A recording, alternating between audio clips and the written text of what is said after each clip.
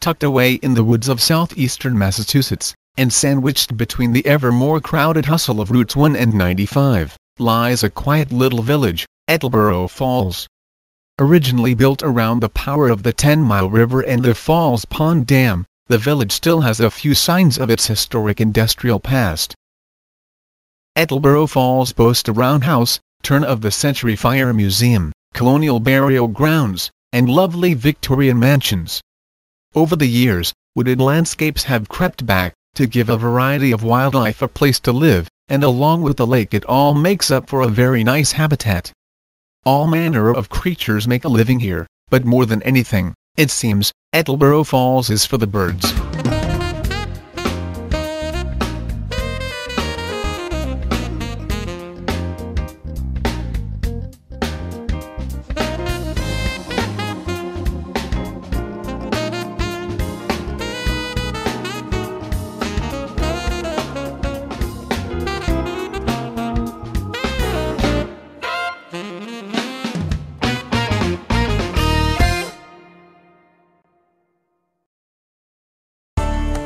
As the cold of winter fades away, the flowers of spring begin to bloom, and a new year of birding is upon us.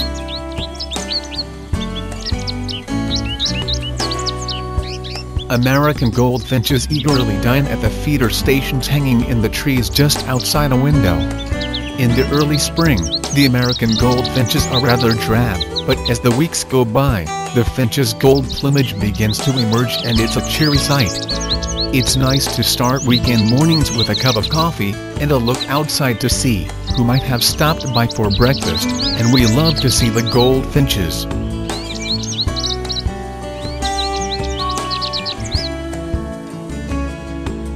Here we see a tufted titmouse. He's easy to spot from his little gray crest and rusty flanks.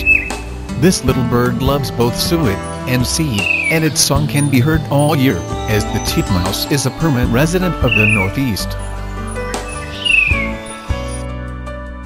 The black-capped chickadee is the state bird of Massachusetts, and its distinctive appearance and song make the species amongst the most well-known. This little fellow is a frequent visitor to most any type of backyard feeding station.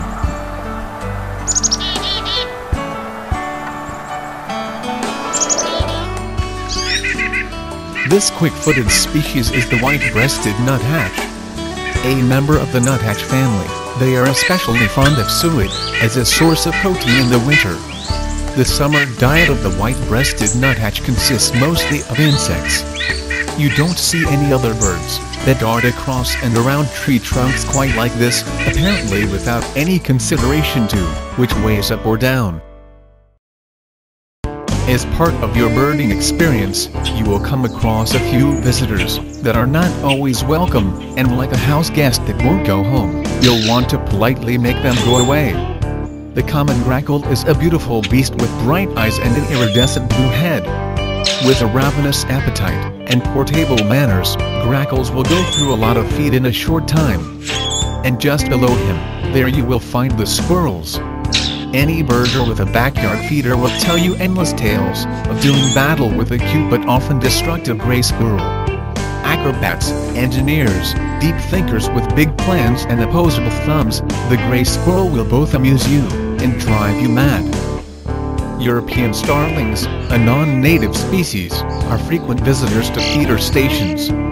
The juvenile is first seen in the spring, but as they mature, their spotted plumage, short tails, yellow beaks, and loud chatter make them unmistakable.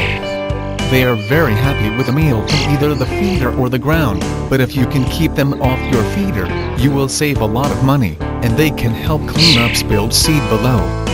Although they are just doing what comes naturally, there are a few things you can try to keep these feeder pigs away. For common grackles and European starlings, a round-style bird feeder will help deter them because grackles and starlings prefer to stand upright while dining. Also, for any feeder stations where squirrels are present, a wire cage is essential if you are to keep the tenacious acrobats from immediately dismantling or emptying your feeder, but it can be penetrated by smaller squirrels. Some wire cage feeders have perches that stay open until a large bird or squirrel stands on them. Then the weight of the animal makes the opening slide shut. suet is an animal-based protein source, often embedded with fruit, nuts, and seeds. There are also suet treats laced with pepper. Birds cannot taste pepper and suffer no ill effects, but mammals such as squirrels get the hots, and they look elsewhere for their meals. There are also small bird feeders that stick to your window. Properly placed, the feeders are difficult for squirrels to attack, and the birds come right up to the glass. In the end, there is no foolproof method, and there is no doubt that at some time, you will awaken to find your feeder station empty and torn apart by some crafty woodland resident. Although it might sometimes seem that your bird feeder is actually a squirrel feeder, you will in fact attract many birds, and Attleboro Falls is a popular place to be a bird. The mourning dove is primarily a ground feeder, happy to forage for spilled seed around the base of your feeder station. Found across North America, the mourning dove has a song that sounds like a lament. They are powerful flyers, and when they take off, their wings make a whinnying sound. You will hear the bully of the bird yard, the blue jay, all year round.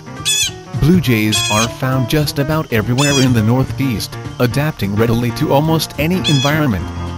The blue jay has a number of songs and can also mimic local hawks. His attitude is rather pushy, eating what he wants, often fighting for food and space with other birds. This species feeds mainly on nuts, acorns, and insects, but will also steal eggs from other birds.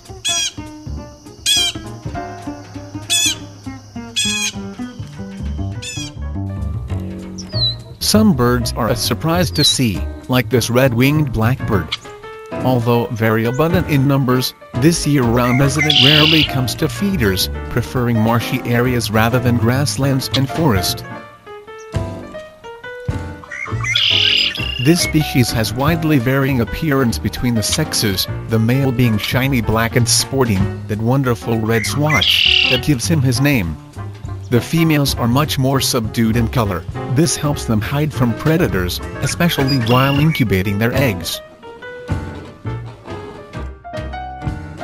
Other birds that don't generally appear at this particular feeder station include the American robin. The robin is a member of the thrush family, and you often see them bouncing across well-manicured lawns, pulling earthworms from the ground. After several days of torrential rain, a pair of mallards walked through the feeder station area, possibly displaced by the raging weather conditions and flooding. Mallards are found throughout North America, but they don't generally stop by your house in the woods for a meal. Up in the trees you will see and hear the ubiquitous American crow. You are not likely to find this bird at your feeder, but you'll hear the ruckus calls of individuals as they talk to each other about what's going on in your neighborhood. Another infrequently seen visitor is the Carolina wren, the definition of a songbird, as they'll sing all day long, sounding like they are just happy to be alive. Common all along the East Coast, their distinct white eyebrow, cinnamon belly, and slightly hooked beak make them easy to distinguish from other small songbirds. Of course, there are a few more species to look at, but every good birder knows there is a lot more to feeding the birds of Attleboro Falls than simply hanging a feeder station where you can see it. Being a good birder requires you to do a few simple tasks that keep the birds coming back for more. A good quality seed full of nuts, fruits, and sunflower seeds is preferred. A sturdy metal container with a locking lid will keep your supplies dry and safe from pests and rodents. Keep plenty of fresh water in your bird bath. Dirty water can spread disease and be a breeding place for mosquitoes. Frequent cleanups around your feeder station will also help in keeping away unwanted visitors such as skunks, and it's also nicer to look at. Old wet seed can begin to rot inside your feeder, and so it is very important to remember to thoroughly wash your feeders and bird baths as part of your birding regimen. When you fill your suet cage, take any residue from the package and smear it on a tree. It won't be long before a bird is happily feasting on it, but it is also just as likely to be eaten by our old friend, the squirrel.